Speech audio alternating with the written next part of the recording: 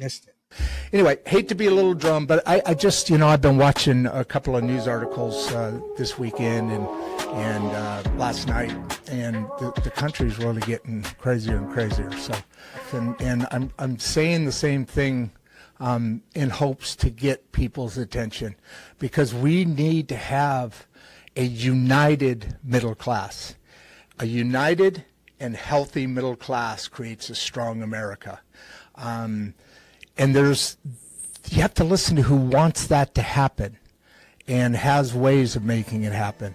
And then we need to vote people in and vote people out according to their strengths or weaknesses.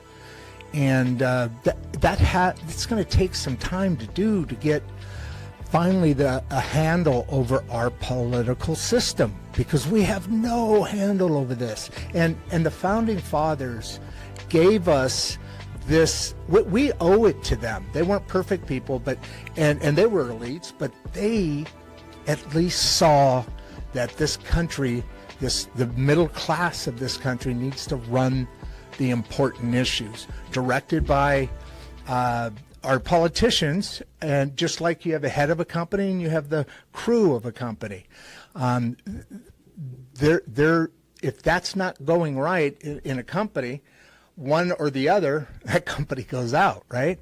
Well, this country is much, obviously a whole different scenario, but it matches a bit, because we're on the way to communism right now, or socialism, and there's just no getting around that fact that either we come together and we pull together and we look out for our neighbors and we talk to each other and we do those things that our founding fathers gave us the freedom to do, and or we don't have a society anymore.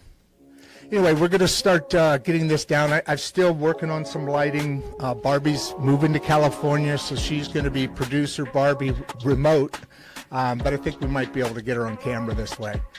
So with all of that said, you guys have a great weekend. Say hi to each other. Go out and say hi to somebody. Just wave at them, man. Start that way. Just wave at them. Every time you see them, wave at them if you don't know them.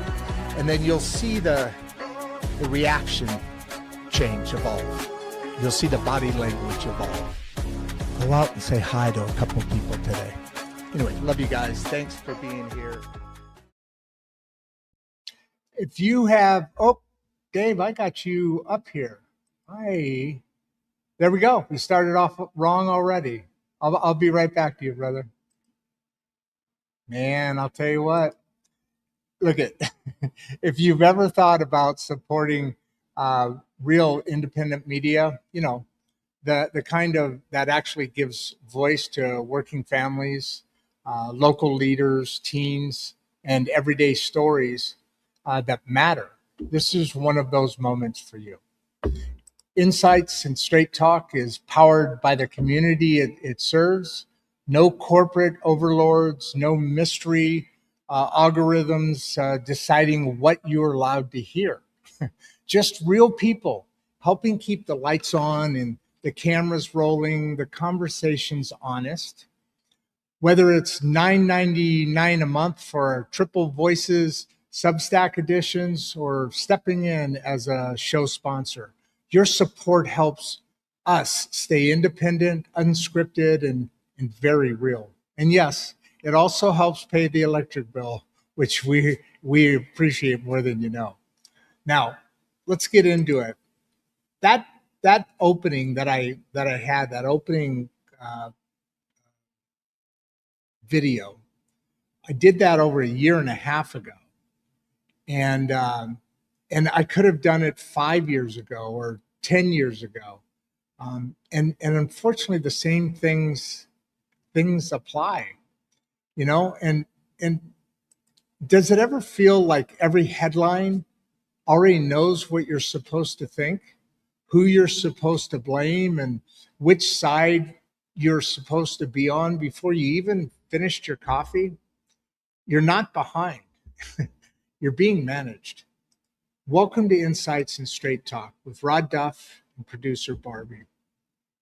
Across the United States, Europe, and Australia, the same uneasy feeling is spreading. Something feels off, doesn't it? Just not just politically, not just economically, systemically.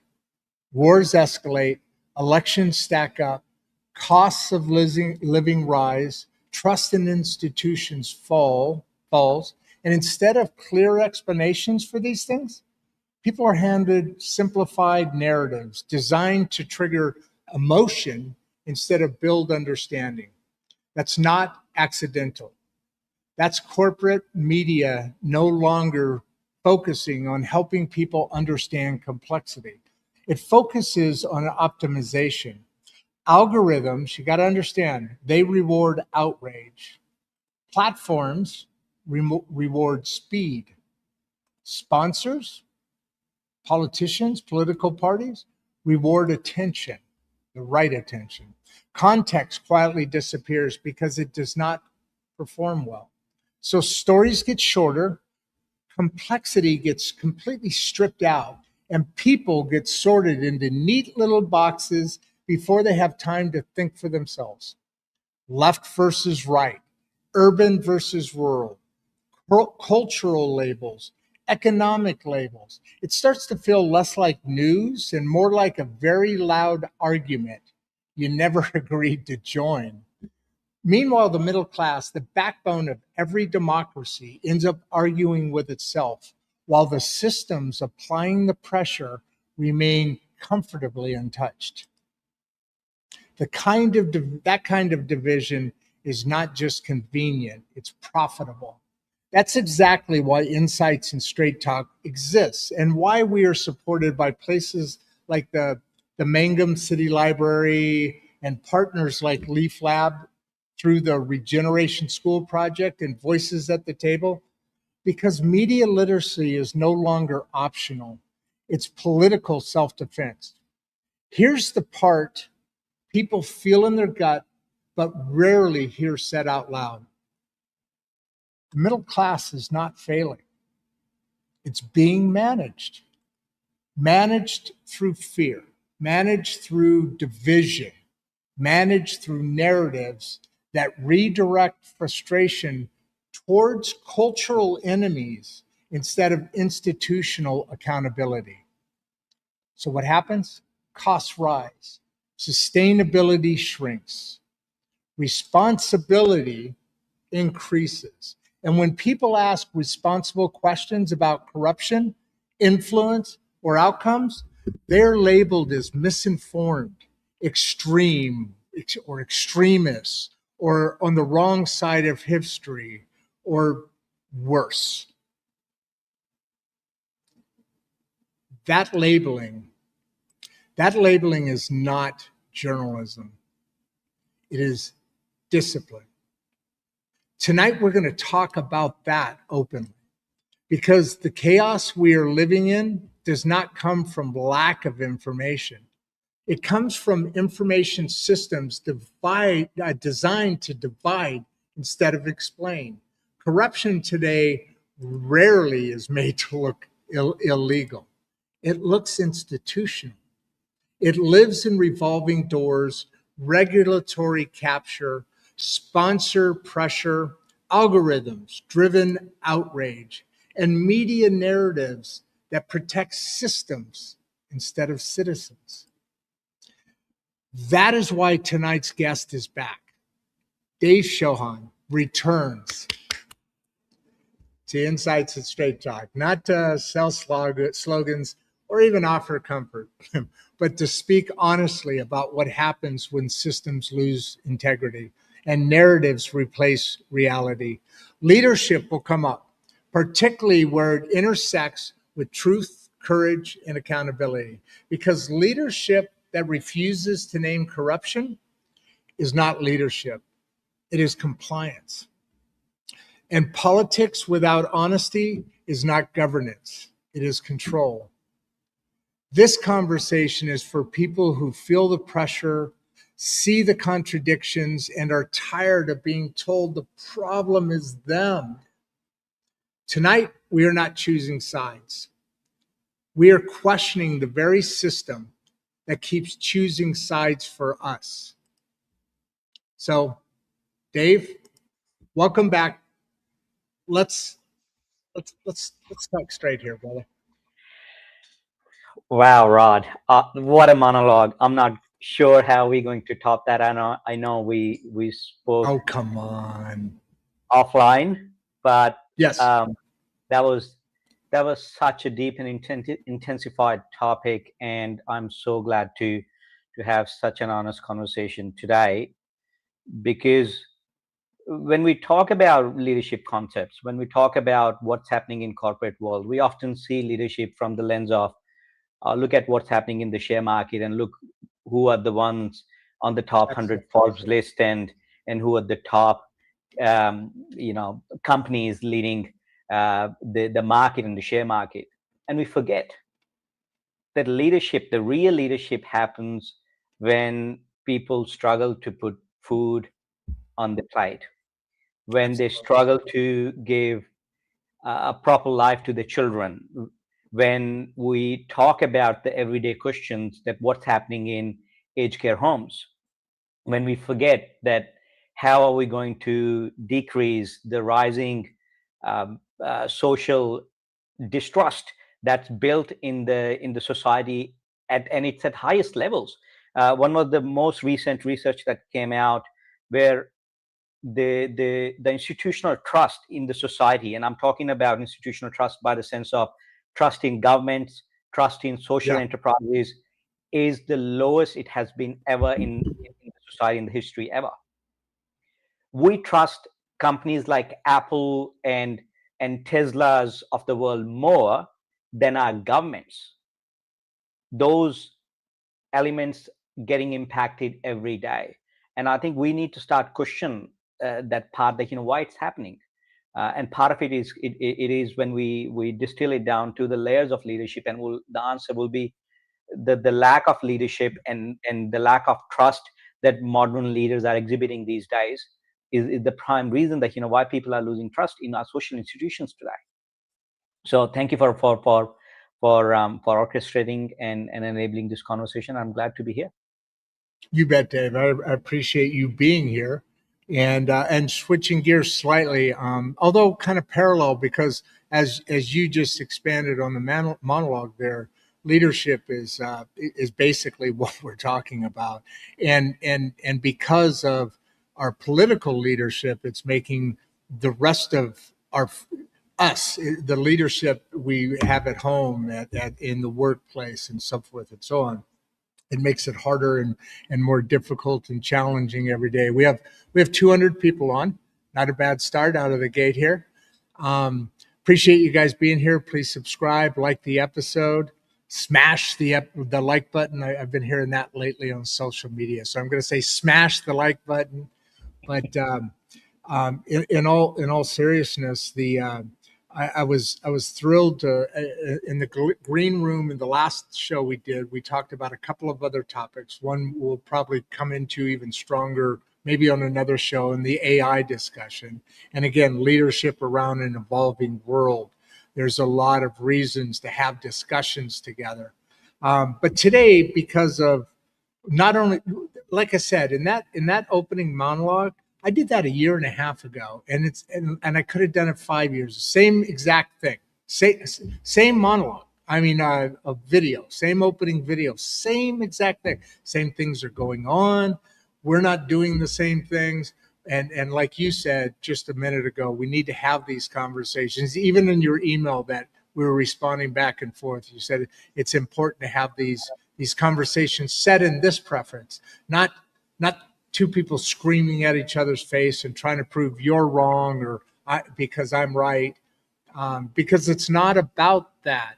It's about whatever direction. There was a day that Democrats and Republicans, let's just keep those two parties just to make it simple, okay? But it all applies, right? No matter what, throughout history. But there was a day where it wasn't necessarily perfect, or it wasn't necessarily much better having any non-corruption, but at least during that time, one side and the other side both tried to get to the same truth, get to the same thing that the country needed at that time, maybe through different paths, maybe through different social programs or eliminating balancing books, but they had a direction to come at it across. Now it's just about whether the Democratic Party wins or the Republican Party wins. That's all it's about. Do you agree with that, or what are your thoughts on that? Absolutely, Rod. And there is much deeper reason. And when we start peeling the layers of what's happening in the society, we will see that there is an ultimate human truth there. Let's talk about what was happening back in 90s and back in 2000s when we used to get our news from newspaper or through our daily broadcast at 7 or 8, whatever news channel you were following. What was There were happening basically three news channels, right? CBS, NBC, here anyway. and then about similar across the globe, we will have BBC and ABC, and we will have 2 or 3 private channels. And depending what side of politics you like, you will choose one as your central focus, and then you will have left or right wing media consumption. But what was happening at the time was we will be provided with news and information that everyone will have access to. You will pick your newspaper and you will read the news. You will have 2 or 3 newspapers coming. And I remember we used to have 3 newspapers at the time growing up, and we will read news from different lenses, from different newspapers or published by different publications. But once the news has come to me, the news won't change. Every morning at 8 a.m., when the newspapers will start hitting the road, the news has already been out. It won't change based on the subject and the content media and your psyche or your inclination. It's already out there. So once I will consume the news, then I'll go out in the public, I'll go back to my school or your work, and you will discuss the news, or you'll discuss it with your peers out there, and you will form your opinions about what's happening in the world. Yep. So generally, when you look at that diaspora or spread of the news content, most people will sit in the middle. So say 50% into the middle of any particular issue, you will sit between 40s and 60s, because people will get their media consumption and will discuss with people, and you will have arguments, you will have discussions, and then you'll come back because everyone will sit in the category of 40 to 60. No, and yes, always there will be 2% people who will be on the left or extreme right, but they will always be there. Most population will sit right in the middle, and that's why you will see elections will swing basically right and left, and you will go one party to another party depending on the cycle of the voting cycle or government cycle. And that's still true today. That part is still true today. Yeah, that most of the people are in the middle. Absolutely. The extremists may be a larger number, but it's still the same thing. That's true. But what's happening with algorithms right now is a different story. So let's get to that. This is the problem. This is the problem. Because when I say I am sitting, let's take that example. I'm sitting at 50% of ratio. You are sitting at 49 and I'm sitting at 51. I will see news that will be at 48 for me and 52 for you, because social media algorithms will train us. It will push us a little bit off our comfort zone, but towards our natural biases, tiny bit. This happens on Monday. On Tuesday, I will get 45 and you will get 55. On Wednesday, I'll get 40 and you will get 60. Yep. And so in 6 months' time, because the news that I'm consuming, the information that I'm consuming, it is now suited to my psyche and my biases. In 6 months' time, if we haven't caught up, I'll go all the way to 30 and you'll be sitting at 70% of that ratio, of that scale. And when we come back, because our physical truth has been altered based on the information that we are consuming, the world that we are living in, your and my truth is so vastly and vividly different that in 6 months' time, when you and I will meet again, I'll be sitting at 20% of that scale and you'll be sitting at 80% of the scale, and we won't be able to have a reasonable conversation. Absolutely. And that's happening. That's what's happening in society. Let me ask you something. Just a little tweak that a little bit. And leaning on my my monologue a touch, right? Is that algorithm done? Now, there's been a lot of accusations about politics in the media and social. And you know all those stories over the last several elections and so forth. I'm not going there, but I'm just thinking from the way you just said it. Are those algorithms done purposely to just shove content to you that you want to see so you stay on longer? And that's obviously the corporate side. Or has there been a time that still exists where a tweak was made with the algorithm to shove only one type of political content your way, or whatever fits in that code, because it's easy to do? What do you think? So, Rod, to explain what's happening with social media, let's go back and look at what was happening back in 1960s and 1970s. 1960s Okay. and 1970s, we were told that smoking is good. All Yes. these companies who were selling Cleared your cigarettes, lungs. yeah, Cleared your lungs. they will give us every possible reason on the planet to justify, including what somebody might call pseudoscience or somebody might call science. You can always have biased results through science as well. We were shown all this information to prove that smoking is good. Yet the people who were running these companies, they knew how bad it was. They knew, and they would tell their own families and kids and wives back home that you should not smoke. It's almost a repetition of exactly same thing what's happening right now. Social media overlords, they know how much damage social media is doing right now. There is one reason for social media to bring the world together. There is second or a different reason to keep the eyeballs. There was a quote that was made by, I won't name the company leader, but they mentioned our biggest competitor is time, because the algorithms are designed to basically increase your time that you spend on social media. So the only challenge is that you need to go and have a sleep or take a break or eat food, so you can come back and keep doing it over and over again. So social media companies know by default. There have been so many uh, whistleblowers who have come out and have explained that how bad of the system it is, and how social media companies actually know that they're tweaking the algorithm to go against the human uh, psychology. And that's a problem, because systems, share market value, all of that's designed to keep building what companies need at the expense of damaging the human society and fabric of it. And unless we fix that part, that how we perceive success, how we see companies should behave ethically, companies are incentivized to do this. You can't blame companies, because the system tells them, the share market tells them, that you have to increase your subscription, and people dwelling on social media and doom scrolls and all that. System is telling them.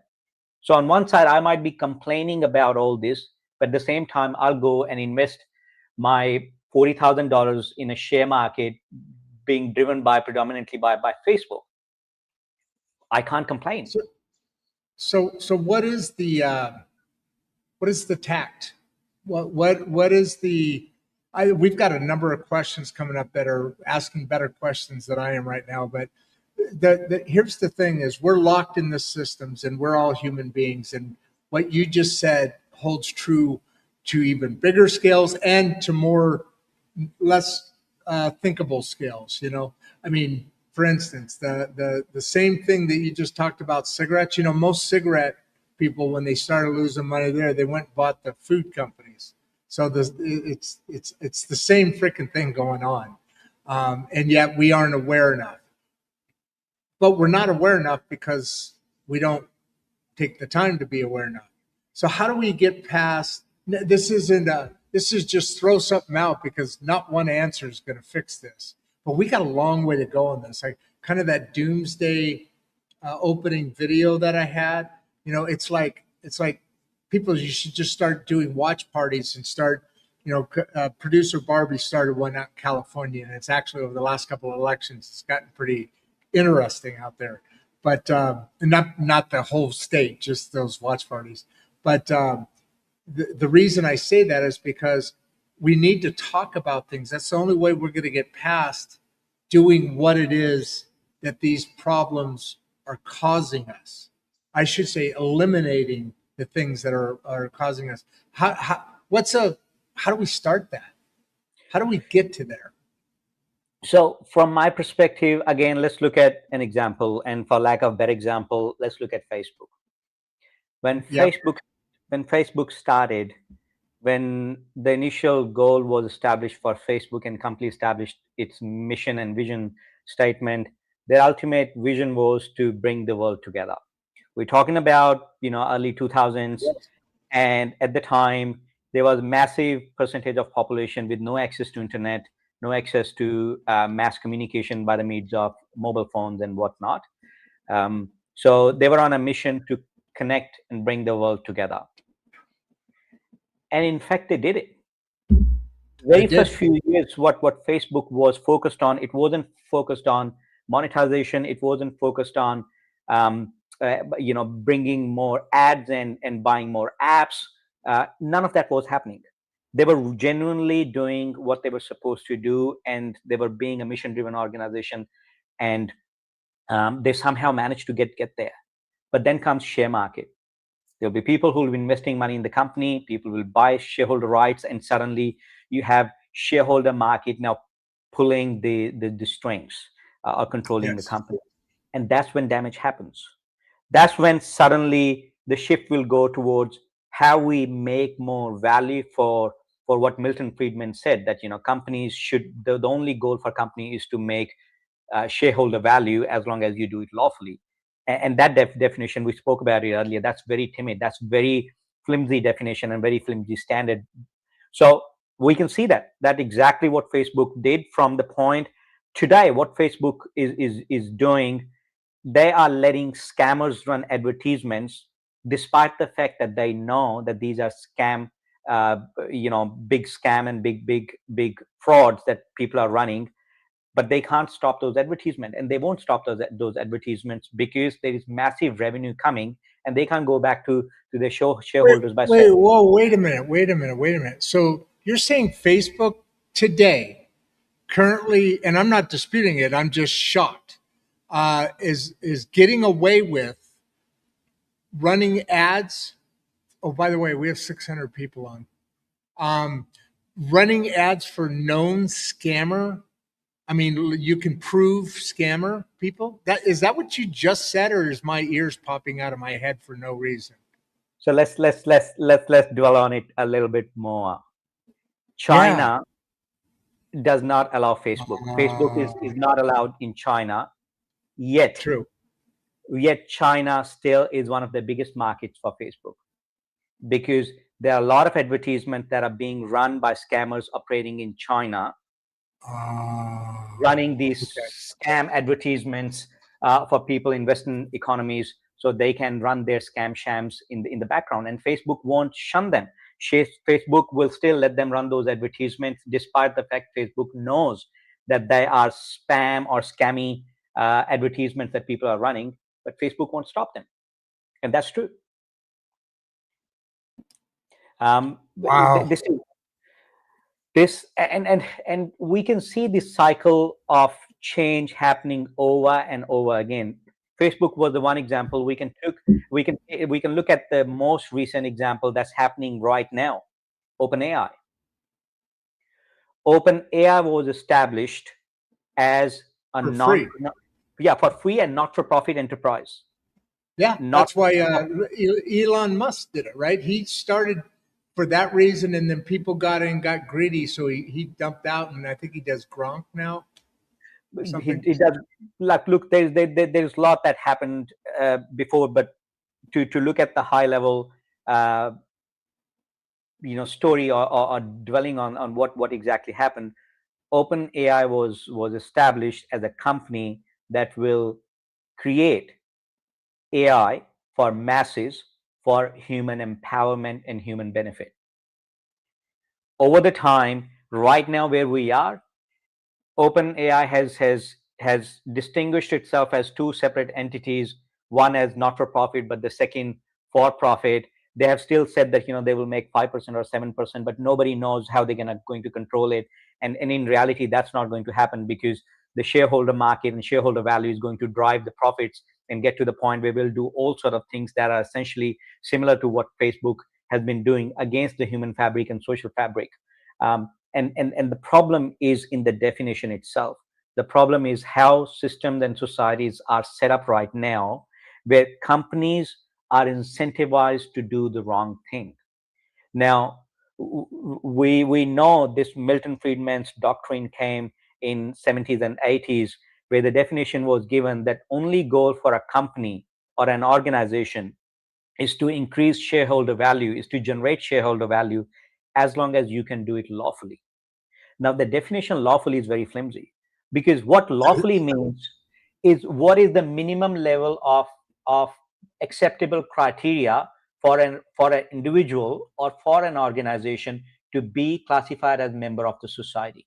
That's how we create law, right? When the very first time somebody steals, now we need to write a law for stealing. When for the very first time somebody hurts somebody else, we need to now write a law for that. You can't hit anyone. Any time when somebody breaks the trust of mutual social trust that we have established to be part of society, is when we create a law. And what we are saying is, for organizations, the minimum acceptable criteria is that they need to follow the law, and they can do whatever they want to do, whatever they want to follow to make profits. I think that's a pretty flimsy definition. And then we know that these leaders can go and tweak and bend the arm to change the law in their favor. So where do we stop? And I think that's the biggest question that society must ask itself. Yeah, and I think at the end of the day, I mean, there's a lot of questions of where we're talking right now here. So I'm going to throw a couple in here if you don't mind. Got 900 people on. The very good job. They came back for more, Dave. They love you. Yeah, I think that was better than the last time. I definitely underestimated. I figured with moving some different conversations, but hopefully just the fact of what's going on around the world today is landing with a lot of people, and matching that up with leadership and leadership through this, I think is an important topic to kind of bring together. But with what Jason's asking here, I skipped a couple. I'm going to jump around a little bit here because they're making me, those dirty rats. What's the biggest myth that the media pushes about middle class right now? So we're talking about two different medias here, right? We're talking about the CNNs, the BBCs. What do you have? You have ABC in Australia, right? We do. We call it Australian Broadcast Service. And Fox News, and I think we all know who's more. The thing that frustrates me is, especially now with AI, you really don't know what's true anymore. You really, it's hard. I watch the Israeli channel V24, CNN, ABC, the ABC over here, CBS. I have a channel that's nothing but CBS News. Some of them are very difficult to watch because you watch one news and it gives all this data and this information, and then you watch the same story over here and it could go either way. And there's all this emotion and there's no real data supporting. It's just buzzwords and it's challenging at times to try and figure out what is real. But so we have social media, and there's certainly people on channels like this that are very biased demographically, or I'm not demographically, politically, or one way or the other. But what is the biggest myth media pushes? Traditional or whatever we would find out here in the independent media. Well, let's look at how we consume our news these days. What we're confusing today is the difference between fact and opinion. Yes. What fact is truth. What opinion is what your opinion and my opinion about truth is. Sun comes out every day, sun rises in the east. That's a fact. Can't deny it. Can't deny. Gravity is a fact.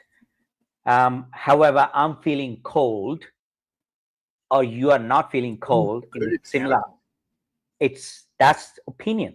That's how I feel about a fact. Whatever temperature is, it's a fact. What I feel in that situation, whether I feel cold or hot, is an opinion.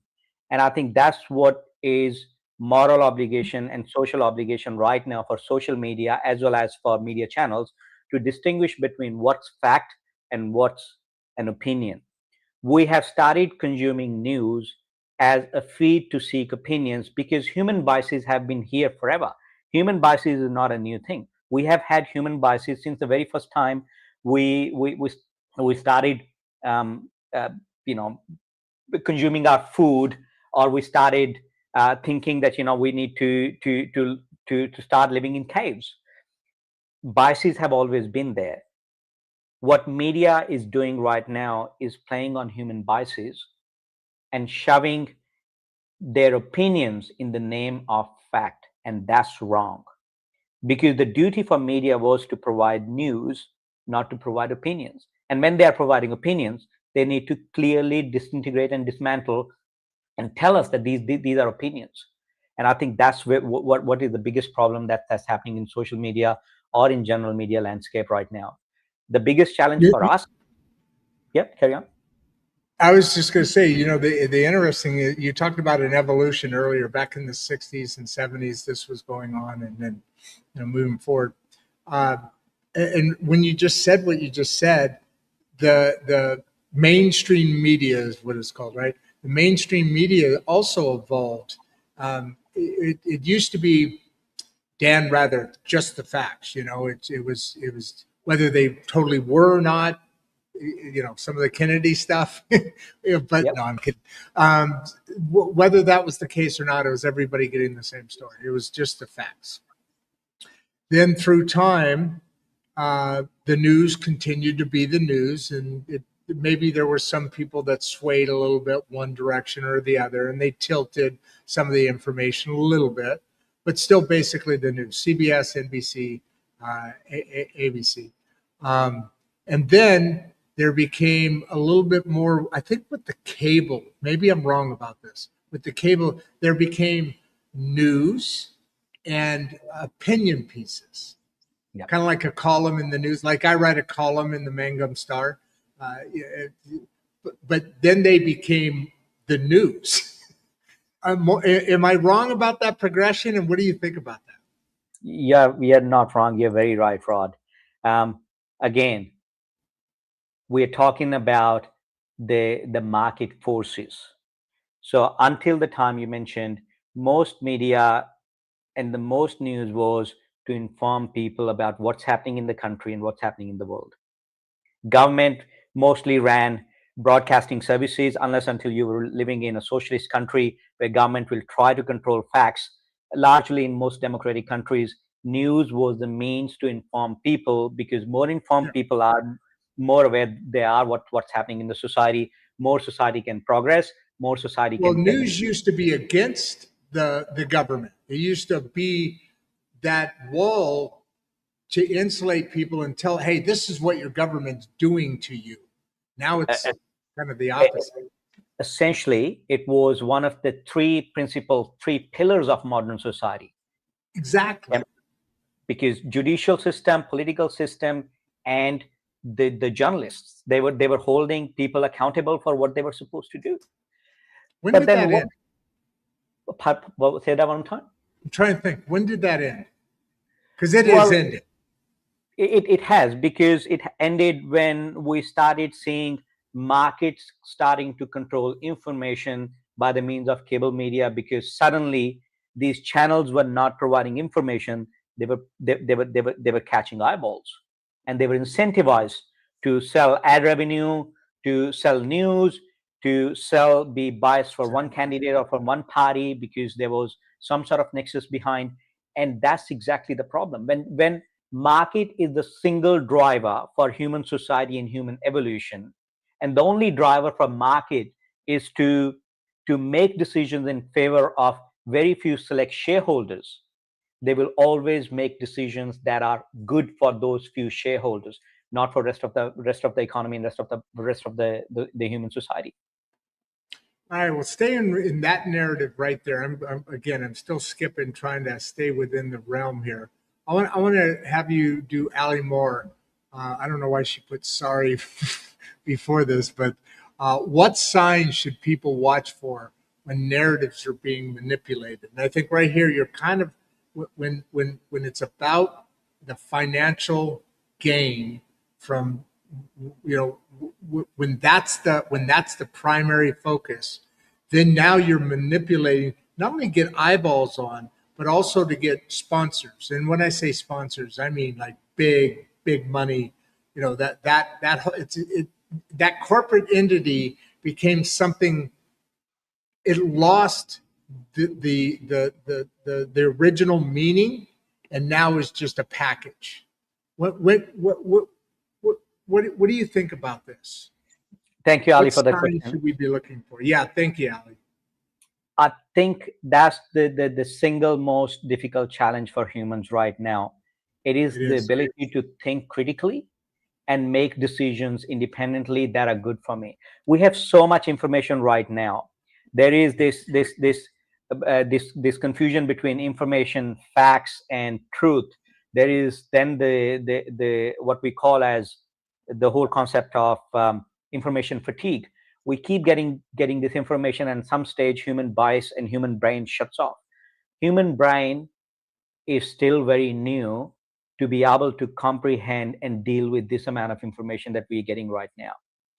There is True. no problem in terms of getting information. If you and I we want to get truth, we have so much of tools and Absolutely. at our disposal that I can go on and look at 20 different websites to essentially get to the truth.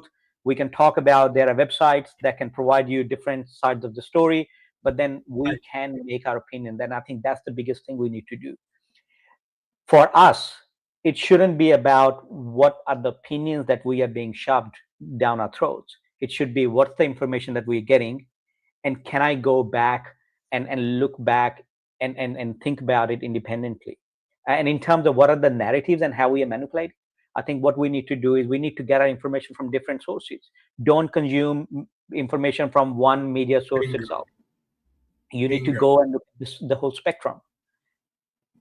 The biggest reason for that is because certain media sources are only going to give you.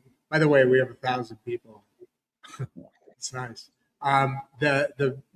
Certain media sources are going to give you only certain media uh, opinions, facts. But on top of that, and what I was thinking about before I was going to mention this, as you were talking, one thing you got to be careful in is going to different media sources, because if you're also watching the same thing or liking the same things, those algorithms, even if you're doing searches on the internet, right? Even with Google, which is the original AI, more or less, not the original, but basically the original One of AI. the original functional AI, yeah. Yeah, for consumption, yeah. Um, but those algorithms are going to catch up to you and do the same thing you talked about earlier, right? Absolutely. And it is not just algorithms, Rod. I think we need to accept that, it's also our bias and also our intention to stay in our own comfort zone. We like to hear more and read more about what I know and what my opinions are. When we look at news, sometimes and most times, I would say, not sometimes, most times we will look at news to essentially validate my own opinions. I look at news to read, to tell myself that what I have been thinking is right and is true, and then I start looking at similar sort of news. Like we discussed, our duty is to consume news from different media sources and from different spectrum of society, because in the end, that's the beauty of society, to have difference of opinions. I need to know what other people are thinking, especially those who are on the other side of spectrum. That was the beauty of what democracy was, that we can have people who have varied range of opinion, very varied spectrum of opinion, and we can cohesively decide what we want to do. That's what protected human society, that we did not end up in a ditch, because if everyone was saying we should head in that direction, one odd voice said, actually, no, that might be too dangerous. And somebody said, let's listen to this person, because why he's saying it would be dangerous might have saved the entire human race from doing something wrong. And that's the beauty Over and of over and over yeah, again. I mean, think about it. If absolutely. we had a true democracy where only the majority said this is the way it's going to be. In our case, you'd have California, and nothing against those two states in this conversation, but you'd have California and New York running the entire country for everybody that has also differing needs. So the Democratic Republic. I mean, let's face it. Our leaders here across the pond over here.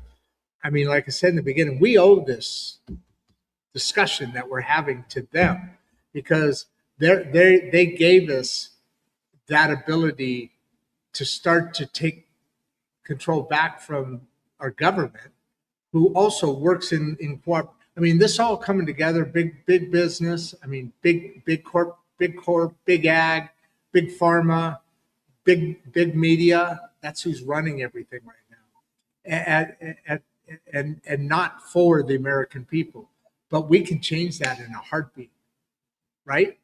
Absolutely. Well, Um, in a couple cycles, in a couple political cycles, we could change that. Maybe not in a heartbeat. I think the start is to have a conversation.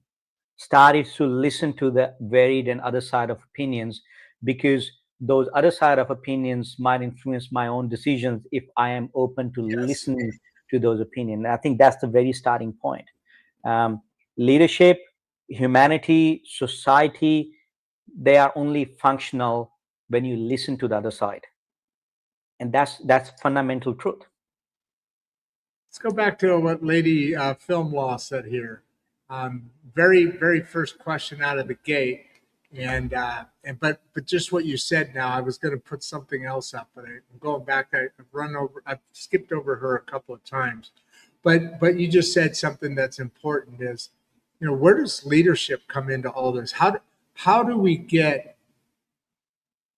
She's asking a different question slightly here, but where do you see real leadership still showing up today? So let's ask the question that way. It's better than the direction I was going to go. Thank you for the question. Where do we see real leadership still showing up today? I think fundamentally, when we look at our own individual lives, we see a pattern of leadership that we that's demonstrated by our parents, that's demonstrated by our siblings as we grow up until we get to the age when we go and start a university or school, and then we join the Right. corporate world and we get in the mad race of everything. We will often see parents running organizations, doing different sort of things, but then coming back to their family and looking at their kids and telling them that this is how they should behave and this is how they should operate. I talk about this in an example. A little Joey comes home and he tells his dad that Julia was being annoying today, so I pushed her away. And that dad tells little Joey that, hey, this is not how you're supposed to deal with females. You will, being a male child, you will be physically stronger. That means you have to tell yourself that it is not the strength, it is how you show up in the society and how you deal with women is what matters. 40 years later, little Joey is grown up adult, and he remembers the same conversation that his dad told him, and he thanks his dad. That's leadership. That very fundamental level of that one conversation between the little Joey and dad is leadership. So what we see in parenting is one true form of leadership, because most parents want the kid to grow up and be productive and good individuals and be good human beings. Now, somewhere down the line, when we start our corporate career, we forget this part, that we follow our parents not because they force us, not because there are KPIs, not because there are financial incentives attached. We follow them because they love us and they care for us, and we have our trust in them. So in one form or shape, a good parenting and a relationship, or good parent-child relationship, is a true form of leadership. And we need to exhibit similar sort of qualities when we go out in the society. Leadership is not about titles. Leadership is not about KPIs. Leadership is not about how much revenue a company should make. Leadership essentially is to show care to the people that you are leading. And that true form is essentially still true when we look at parent-child relationship. 100%. It goes all the way through, from around the dinner table, through the neighborhood, through societies, and of course into the corporate world, and onto the nation and onto the world. Just to build on what you were saying from David here, how does silence from leaders? Now, I know we're talking a little bit about political leadership here, but it applies both in the corporate world as well as the institutional world, right? Um, how does silence from leaders impact public confidence? I would think that silence, one, all of a sudden you're like, well, what's really going on? But two, you don't have the direction of where you need to go. So there's probably a couple things in this answers in this question, don't you think? Nice name, David. Thank you for the question. Yeah. Let's look at from two angles. One angle is the element of trust. You can only lead people by demonstrating that what you say, what you believe, and what you do. Put your money where your mouth is. So most leaders will say one thing, but when it comes to act, they will do, and they will exactly alter their path. You can't create trust if your actions are different to what you say and what you speak out in front of your team. So Be when authentic. yes, and when leaders choose to stay silent, it's a choice that they're making. It's not just the act of not saying something or not doing anything about it. It is the choice that they're making to stay silent and not do anything about it. So if you really want, and if you're really serious about things, if you're really true about integrity, if you're really true about ethics, if you're really true about truth itself, if you're really true about caring people, leaders should speak up, because that's how you create trust. That's how you tell people that what I'm saying is what I absolutely mean. That's one element. Second part of it is, often people say, let's follow the law. And most leaders will say, I'm quiet because they're still following the law. Yet, when they know that even while they are following the law, it is against the human uh, society, it's against what really should somebody should have done, what's really right, what's really correct. That's when leaders forget that when you're following the law, you are being a follower. You're following the law. You're not leading the law. You're not becoming and not leading what the law will become in 10 years' time. Let's talk about so much spectrum of things. Things were still legal, and you can talk about 100 different things, slave trade, all those sort of things. They were legal when these things were happening, because that's how law is written. Things that are legal essentially doesn't mean it is right. Leaders True. lead the change what law will become in 10 years' time, in 2 decades, in 3 decades' time. And that's what leaders need to remember, that it is not about merely following the law, because you are basically following the lowest minimum acceptable criteria of society. It is about leading the law, what will become law in 10 years' time, 20 years' time. Wasn't that the Supreme Court, or what are you meaning by that? What do you need to adjust because as I'm hearing you say that, leading or following the law, the Supreme Court in our nation, and I assume every nation has a similar structure, right? Um, what is different from that than what you're talking about now? So let's look at how we will see typical Senate hearings, right? A CEO will come, and CEO will be questioned by by different senators, and senators will ask questions, and most CEOs will say, but we were following the law. Now, if leaders know that they were following the law, yet there was something that they did wasn't really right, they need to step up and they need to fix it. Because if the minimum criteria or the maximum criteria for them, for that matter, is they need to follow the law, and that's it, as long as they are following the law, even though despite the fact that they're wrong, shouldn't be the case. The biggest case in this case would be tax evasion. Often most companies will come and say, we are not paying any taxes because we are following the law, right? Now, these companies are the same companies who know that if they want to be part of society, if you and I, if we are paying our fair shares to operate in a country, we should be paying law, but we should be paying taxes. I'm sorry. But the hard truth is there is no law that's stopping them from not paying taxes, but they know it's not the right thing. And that's the difference. Yeah, that's where you start getting into weeds and all that stuff. But I agree with what you're saying. But now that comes back to, like you said, it's not the right thing. We should be changing the law. But the only way that's going to happen is if we put the people in office. Literally, it's the only way it's going to happen. If we put the people in office that say that they will do that, we vote them in, and then they do it. They don't do it, we vote them back out. Say, okay, who's next? That's the only way that's gonna happen. Let's face it, the people are never gonna vote in term limits. I mean, there may be an individual here or there that may, but realistically, as a whole, politicians are politicians. Their personality, they're not there for that reason. They're there for different reasons, right? Power and money. I mean, that's really where it is today, in my belief, where politicians are, why they're there.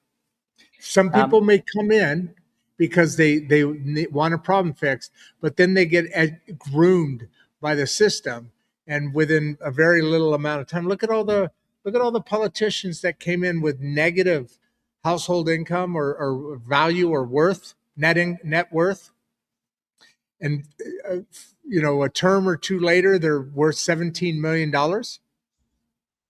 That's why they're there. Absolutely, Rodd. I believe the time has come for us to flip the definition and narrative around leadership. We see leadership and we see success in leadership, what we call as leaders who are successful, by measuring them and measuring their financial wealth, their net value, and how much they have gained and garnered, and the titles they carry. The reality is leadership was for serving. The whole concept of politics was initially to come and serve people. Politics wasn't glamorous. It was supposed to be not to gain power and garnish power. It was more who is willing to come and save the society and lead the nation, build the nation. Give back to the country that allowed you to do what you did for yourself. Absolutely. And we will see the founding fathers, all the history of what leadership was meant to be. And every time somebody had meaningfully changed human society for good, they have always come from place of serving others. Today we celebrate, like at the start of the conversation we mentioned, we look at the Forbes 100 list, and we look at the people who are sitting at the top of that pecking order, and we say, yeah, they should be leading the country. No, that's not true. Leaders who genuinely believe in serving the society and uplifting humanity should be the ones who should be leading the society and leading nations. And we have duty to pick these leaders and bring in front of the queue so they can lead nations. And the only way we can change this is by changing the definition, by changing the narrative around leadership. One of the, just to add to that concept, one of the first persons I had on this show is the best friend of my best friend. He's a producer out in California, so is my best friend. And he and I, this guy's name is Barron. He and I are good friends. And he very, very, very, very left-leaning politically. a liberal, but my point is that his concept, which I believe in and think is an awesome concept, whether it ever happened, but his concept is you should take the money out of elections. That'll fix everything. Because right now you can't run for certainly higher offices unless you get a whole bunch of money, right? But his whole thing was you should only allow X number of minutes of TV per week. Both sides get the exact. Everybody on both sides have to have the exact same amount. Other than that, you can't run ads, or you can only spend this much money or something like that. Anyway, his point was take the money out of elections, because what did I think Kamala spent over $2 billion, and Trump, I don't know, he spent probably a billion or something like that. But that's why they're there. You made the thing earlier. That's why only the Forbes 500 people can run at this point, right? You just said it a minute ago about they're probably not the best people to be running in office, but it should be the farmer that comes out of the field to serve a time. Should be the banker that comes out of his bank, or the person that has the small coffee shop. That's what you were talking about. That mix of people is what started this country, and what should be continuing to be part of that country, because we do need leaders, just like in a company. I said this early on. You need the leadership of a company, the vision, the drive, the technical data, the numbers, all that. Then you need the workers of a company, the backbone, because and if both of those aren't working in unity, then the systems fail, the company fails. And in this case, our country is. And honestly, I think Australia's having a lot of troubles too, and Europe is having a lot of troubles for different reasons. Some of them spiritually, right? There's a lot of that stuff going on. But it all comes back to leadership, vision, and the country that leads you. The people Absolutely. that are in the government that leads you, right? Absolutely, Rod. The problems that the United States is failing, it's not geographically constrained. It's the whole world's facing As a matter of facing fact, similar. Europe's worse off than we are right now, right? Yes, there are nations in Europe facing similar challenges. South America is facing similar challenge. Globally, we have similar challenge. I'm not an expert on political systems, but what I can talk about is leadership. What you mentioned about fixing the how much money one can spend during the political campaigns. I'm sure there are so many experts far more better equipped than me who can come up with million things and million solutions. And Same. but the point is the intent. If that intent is not there, those million solutions are of no use. And the problem is right now, people who are supposed to fix these problems are the ones who are getting benefited maximum at the expense of hurting the rest of the society. And unless until two things will happen, unless until society will stop accepting such leaders, or Yes. these leaders will wake up one day and realize that this is the wrong thing to do, so they should do the right thing. None of this will get fixed. So we have these. The latter is going to happen easier than the. Well, both of them are difficult to have happen, aren't they? Go ahead. Go ahead with what you were saying. Your point is right. I think from my perspective, we need to bring this change from both levels. It's the top down and bottom up. We should stop accepting leaders who are hurting society when we know they're hurting the society. Number one. Number two, we will have leaders who will one day step through the ranks and get to the point where we'll bring the change themselves. And they will push the change from top down. We will have a prime minister or a president one day who will realize that this is the wrong thing to do. I'm here to serve people, not to make billions of dollars by selling caps and shoes. And when that change will happen, both from top down and bottom up, that's when society will change, and it will happen. I am optimistic about humanity. Humanity has always done the right thing. What I'm nervous about right now is we're running out of time. We have so many forces running against humanity. And I'm not talking about one force, I'm not talking about technology.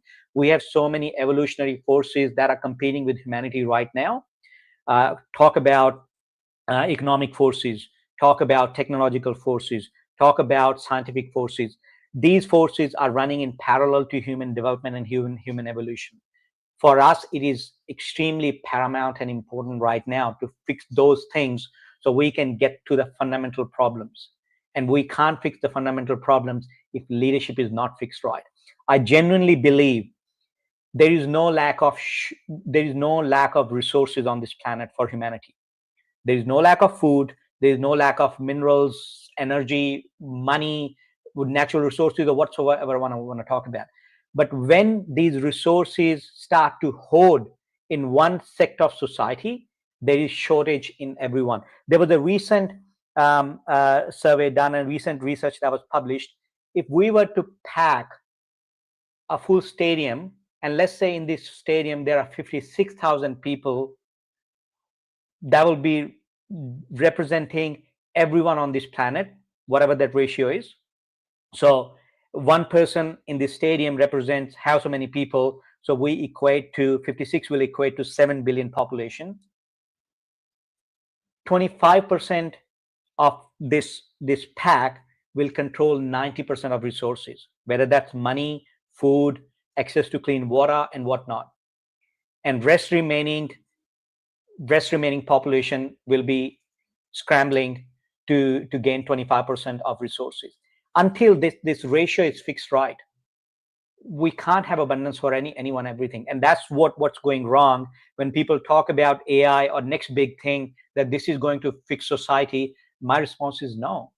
We have seen this over and over again. In 1965, the ratio between the average salary of an employee and a CEO was 1:20. So if you are earning $100, I'll earn by the ratio, what, $2,000? Today, that ratio has gone to 420. Within mere 50 or 60 years, we have changed that ratio from 1:400 now. So if you're earning $1, I am earning $400. If you're earning $1,000, I'm earning what, 400 times 1,000?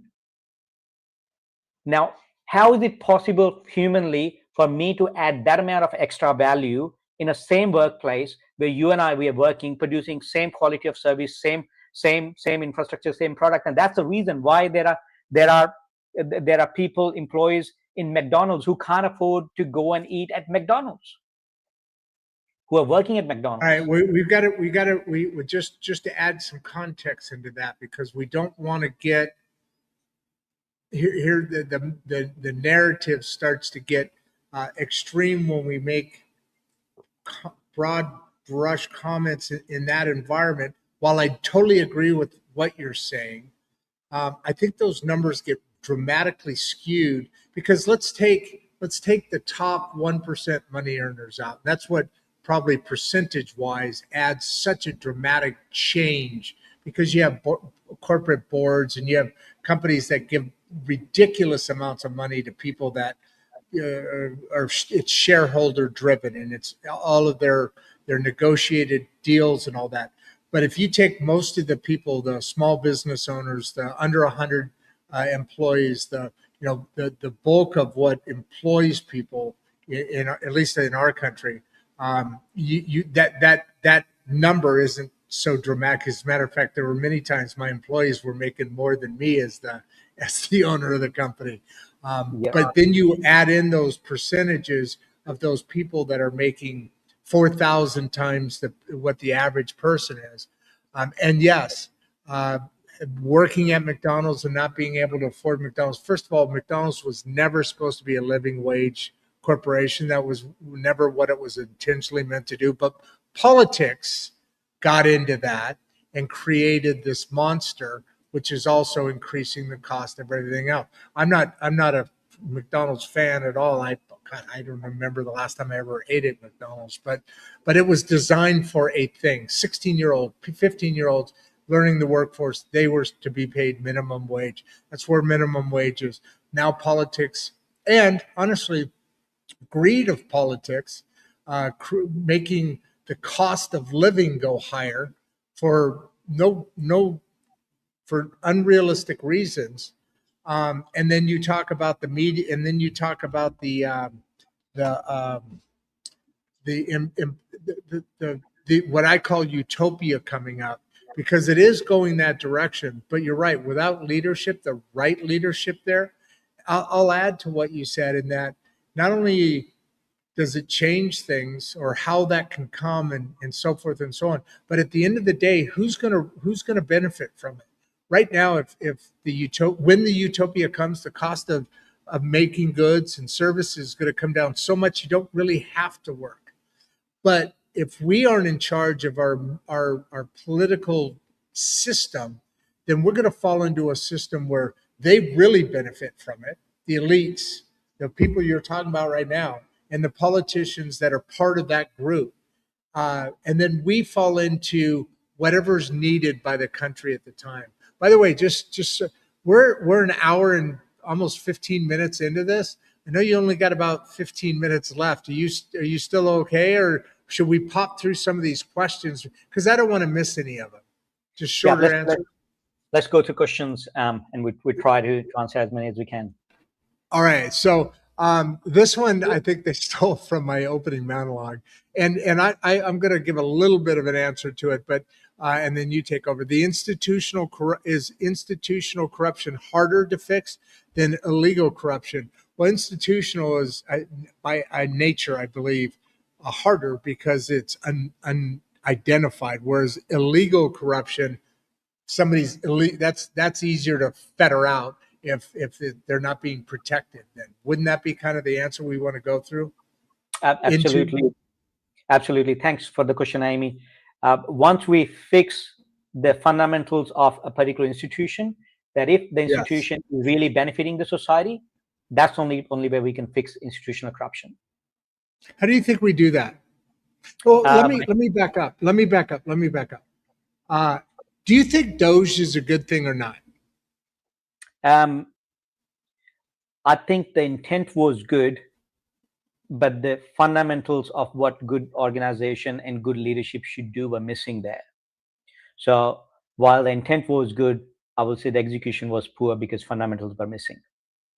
I think you're absolutely right. I think also I don't think it was as some things were missing as much as there were people that were being ferreted out of this institutional corruption that used their levers to make it look that way. Do you think there's any possibility of that, or is that just conspiracy?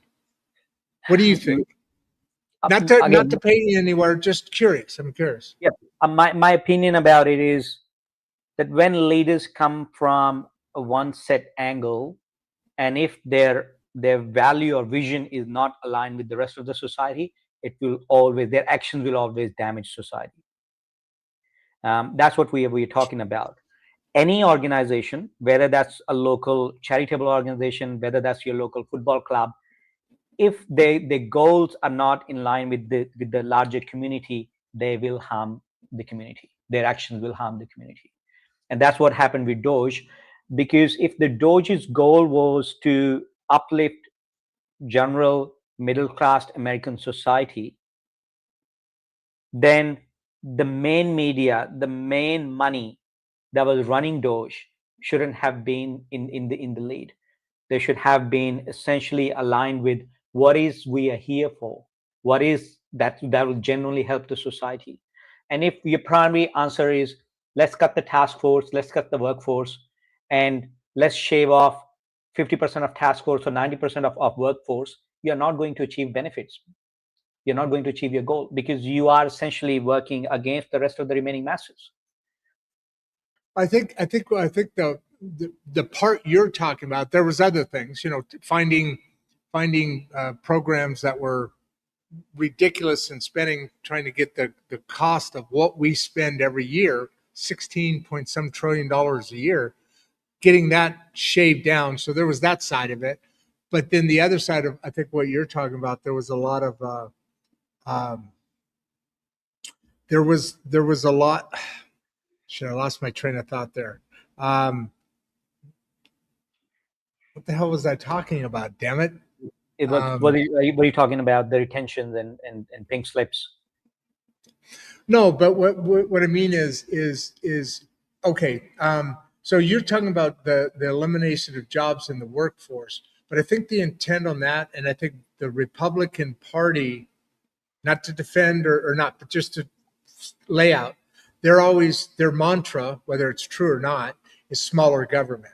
So I think what those cutbacks were coming from was an overrated, a fat, sassy, huge government that we have. And adding IRS agents, even adding more openly through previous. I think that's what then the narrative got changed, that it was the workforces that were being affected. Whereas in other administrations, when we tried to cut back on the government size, see if it was worded that way, that then the society sees it that way.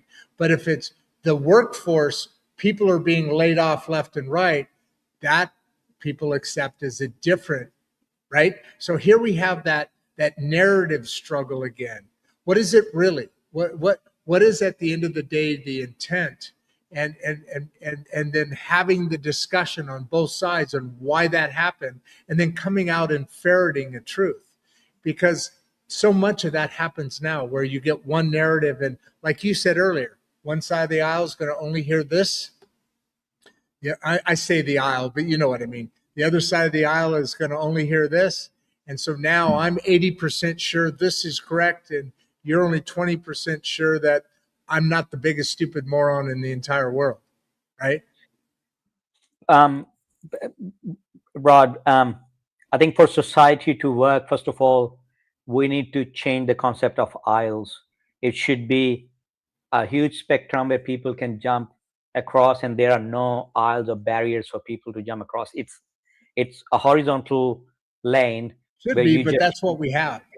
that's what it should be, and that's what it was. But now we have created these aisles where barriers, the people are on this side, and there is this side, and there is a gap in the middle. As Yeah, far as and that gap is the ability to listen to the other side. That's what that gap is. and there wasn't a gap, there were no physical barriers there. It was people will cross one or other side, and because there was no side, it was just one spectrum, so to speak. As far as Doge and any government enterprise, or for that matter any organization is concerned, if we struggle on fixing the basic purpose of a company or an organization, and that's not right, we will always struggle. For me, if I look at Doge aim was to increase performance and bring more efficiency in the system. That's what the name said.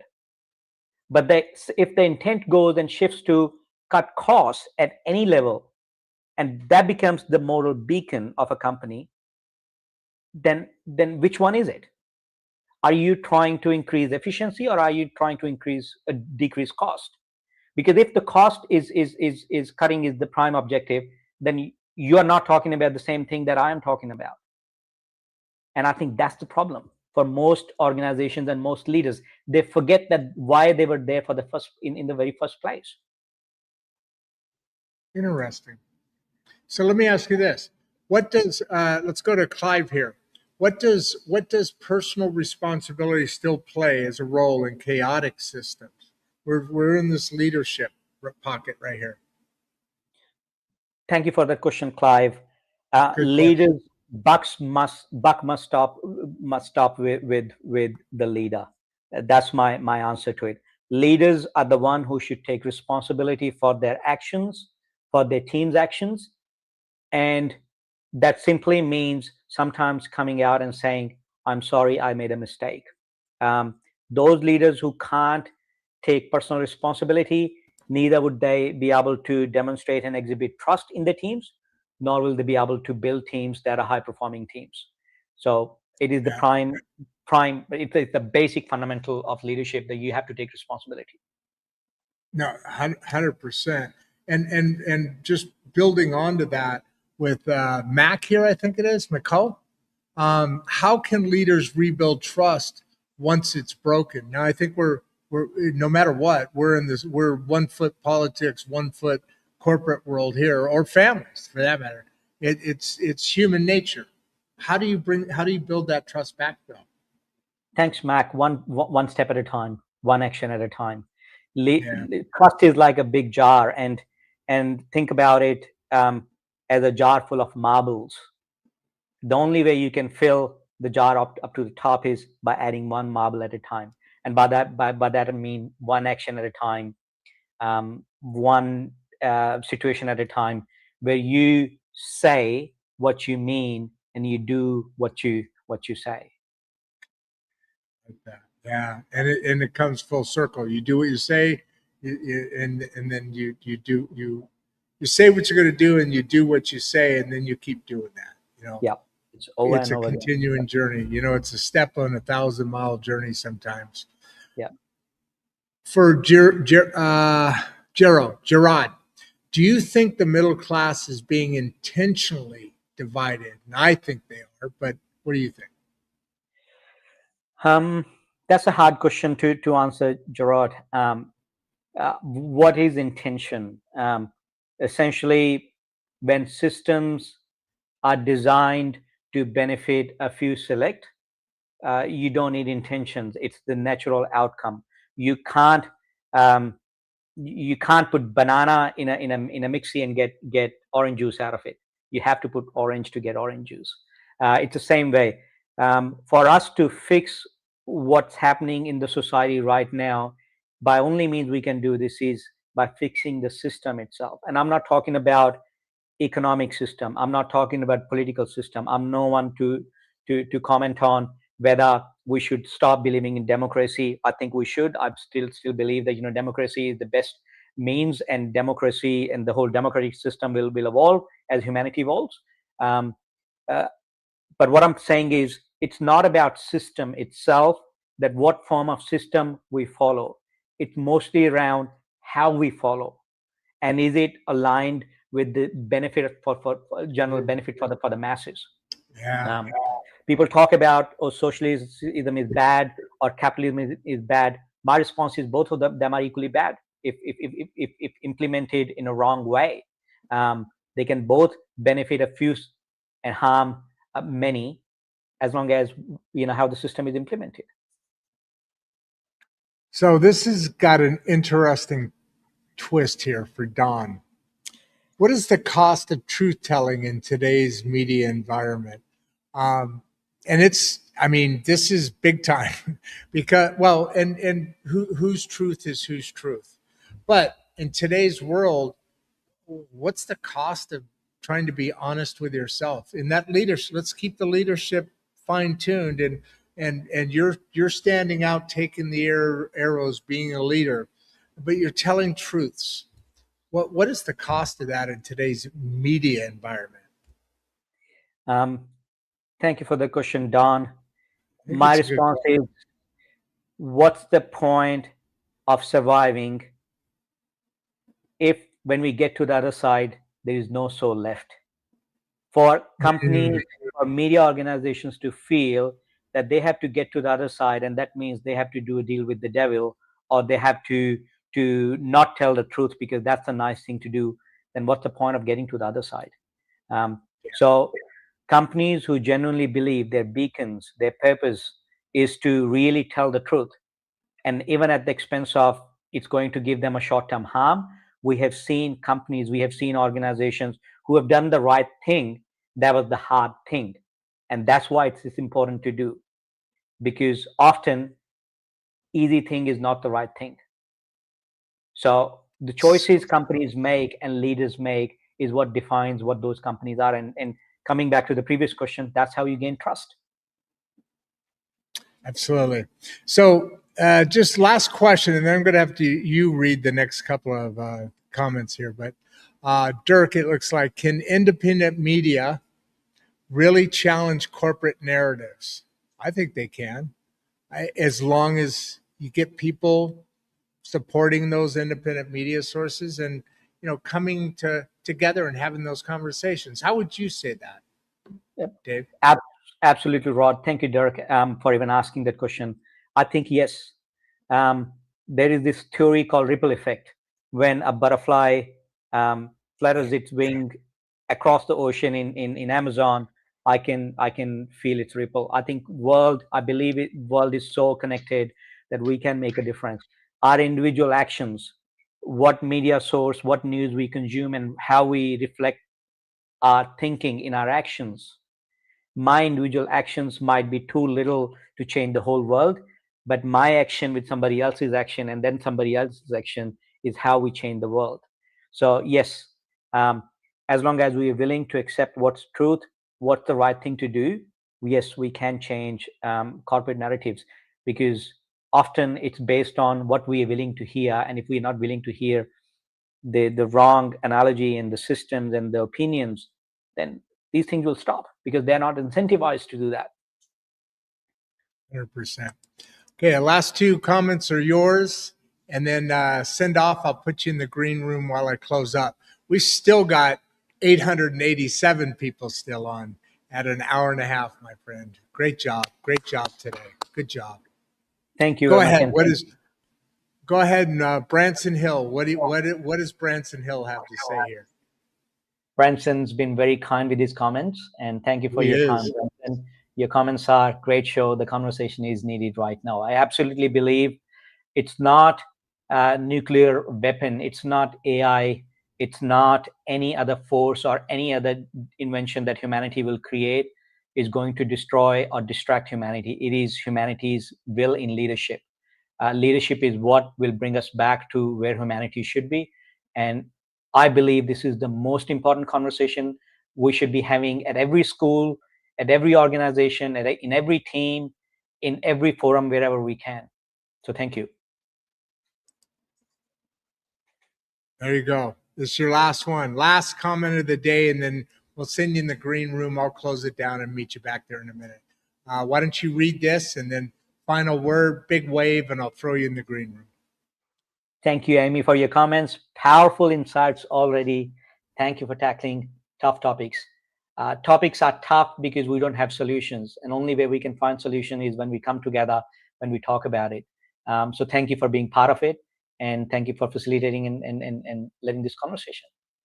Beautiful show. Give a big wave. I'll see you in a second on the other side. Thank you, everyone. Thanks for. You bet. I got you there, brother. I appreciate it. I'll see you in a minute. I'm just going to close down the show a little bit. I got a little bit of information I wanted to bring across.